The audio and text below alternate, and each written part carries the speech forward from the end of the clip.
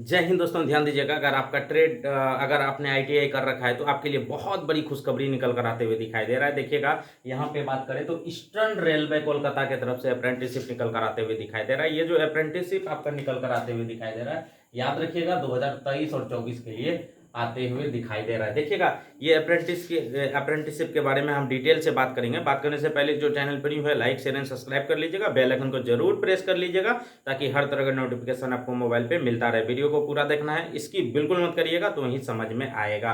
देखिएगा, वीडियो देख लीजिएगा, उसके बाद जो है पूरा आपको प्रोसेस समझ में आ जाएगा। देखिएगा, फॉर्म भरने से लेके सिलेक्शन तक का प्रोसेस जो है आपको मैं इसी वीडियो में मैं बता दूंगा। चलिए आइए वीडियो स्टार्ट करते हैं। देखिएगा, यहाँ पे बात करें तो टोटल जो वैकेंसी निकल कर आते हुए दिखाई दे रहा है, ये है आपका 3115 वैकेंसी टोटल निकल कर आते हुए दिखाई दे रहा है। इसके अलावा देखिएगा, फॉर्म जो है ऑनलाइन भरा जाना है।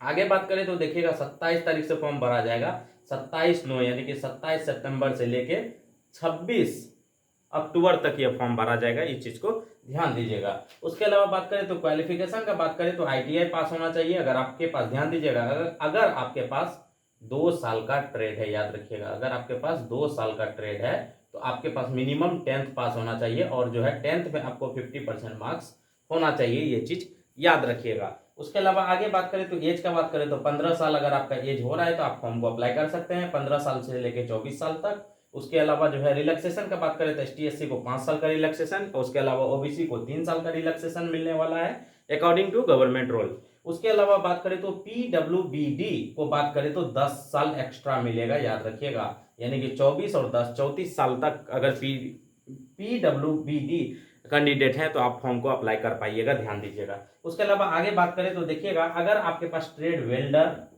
Seat metal worker, wireman, carpenter और पेंटर है तो ध्यान दीजिएगा, अगर आपके पास 8वां पास भी है, अगर आपने 8वां पास भी कर रखा है, अगर आपके पास welder, sheet metal, wireman, carpenter और पेंटर आपके पास ट्रेड है तो भी आप अप्लाई कर पाइएगा, याद रखिएगा। लेकिन ये वैलिड रहेगा सिर्फ इसी ट्रेड के लिए welder, sheet metal, wireman, carpenter और पेंटर। अदरवाइज इसके अलावा अगर आपके पास अदर ट्रेड है तो आपको जो है मिनिमम 10th पास आपको होना चाहिए, याद रखिएगा। चलिए आइए, अब आप समझ गए होंगे। चलिए आइए, आप थोड़ा सा वैकेंसी का चर्चा कर लेते हैं। देखिएगा, यहाँ पे बात करें तो कुल मिला के हावड़ा, लिहुआ, सियालदह, कचरापड़ा, मालदा, आसनसोल, उसके अलावा जमालपुर से वैकेंसी निकलता है। यानी कि इसका जो कुल मिला के जो डिवीजन है, अलग अलग डिवीजन से वैकेंसी निकलता है, याद रखिएगा। हावड़ा का बात करें तो यूआर का देख लीजिएगा 267 सीट है, ईडब्ल्यूएस का 66, SC का बात करें 99, ST का 49, उसके अलावा ओबीसी का 178। यहाँ पे बात करें तो सबसे ज्यादा जो सीट है वो फीटर का 281 है, इलेक्ट्रीशियन का 220 है, उसके अलावा वेल्डर का 61 सीट है, याद रखिएगा। उसके अलावा आगे बात करें तो लिहुआ डिवीजन में यूआर का 249, ईडब्ल्यूएस का 61, SC का 92, ST का 45, ओबीसी का बात करें तो 165। यहाँ फीटर का बात करें तो 240 सीट है, इलेक्ट्रीशियन का बात करें तो 45 और वायरमैन का 45 है। वेल्डर का बात करें तो 204 सीट है, याद रखिएगा, लिहुआ डिवीजन में। इसके अलावा नेक्स्ट आते हैं सियालदह डिवीजन का बात करें तो यूआर का 169 है, ईडब्ल्यूएस का 43, SC का 67, ST का 33 और ओबीसी का 118 है। यहाँ पे फीटर का सीट का बात करें तो फीटर का सीट यहाँ पे देख लीजिएगा काफी ज्यादा है, तकरीबन आप ये मान के चलिए लगभग में ये सीट आपका बन के आता है। एग्जैक्ट अगर हम बात करें तो लगभग में 179 सीट टोटल फीटर का है।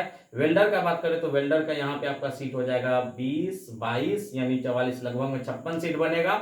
इलेक्ट्रीशियन का बात करें तो लगभग में 100 के आसपास सीट बनेगा, याद रखिएगा। ये जो डिवीजन है आपका सियालदह। उसके बाद आते हैं कचरापारा का बात करें तो यहाँ पे देख लीजिएगा, यूआर का 76 सीट है, ईडब्ल्यूएस का 19, SC का 28, ST का 14 और ओबीसी का बात करें तो 50। यहाँ पे फीटर देख लीजिएगा 60 है, इलेक्ट्रीशियन 66 है, वेल्डर का 35 है। अगर आते हैं नेक्स्ट मालदा डिवीजन का बात करें तो 57 है, आपका 57 है, देख लीजिएगा। यूआर का, ईडब्ल्यूएस का 14, SC का 20, ST का 10, ओबीसी का 37। यहाँ पे फीटर का 47, इलेक्ट्रीशियन का 40 और डीजल मैकेनिक्स का 38 है और वेल्डर का बात करें तो 3 सीट रखा गया है। इसके अलावा बात करें तो आसनसोल में देख लीजिएगा, यूआर का 167 सीट है, ईडब्ल्यूएस का बात करें तो ईडब्ल्यूएस का आपका 41 सीट है, 62 सीट यहाँ पे रखा गया ST का। और बात करें तो SC का सॉरी और ST का 30 और OBC का 112 सीट रखा गया है। इसमें बात करिएगा तो फिटर का 151, इलेक्ट्रीशियन का 110, वेल्डर का 96 और डीजल मैकेनिक्स का 41 रखा गया है, याद रखिएगा। उसके अलावा आते हैं जमालपुर। जमालपुर में बात करें तो UR का 267 सीट है, EWS का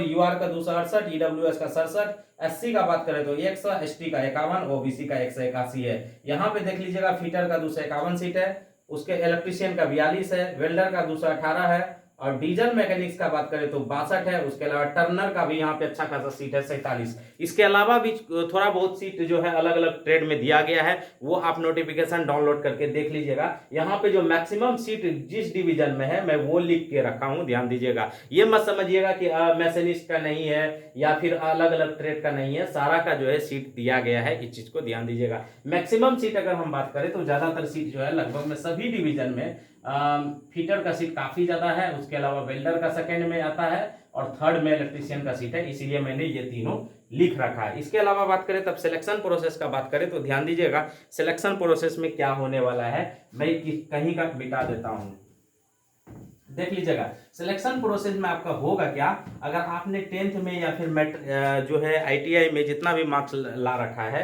फॉर एग्जांपल आपने मिनिमम मार्क्स आपका 50% 10th में है, अगर आपने ITI में 80% ला रखा है तो दोनों को ऐड करना है।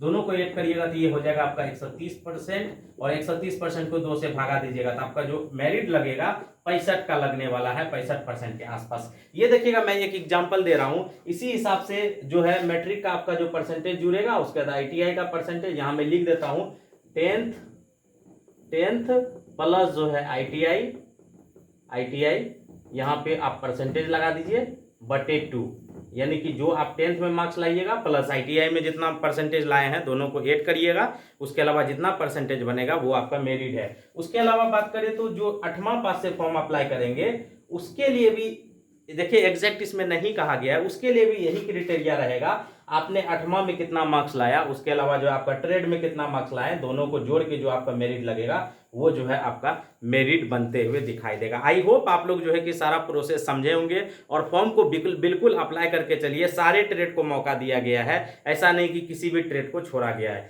वीडियो कैसा लगा कमेंट करके जरूर बताइएगा। Bye bye, take care, have a nice day, Jai Hind.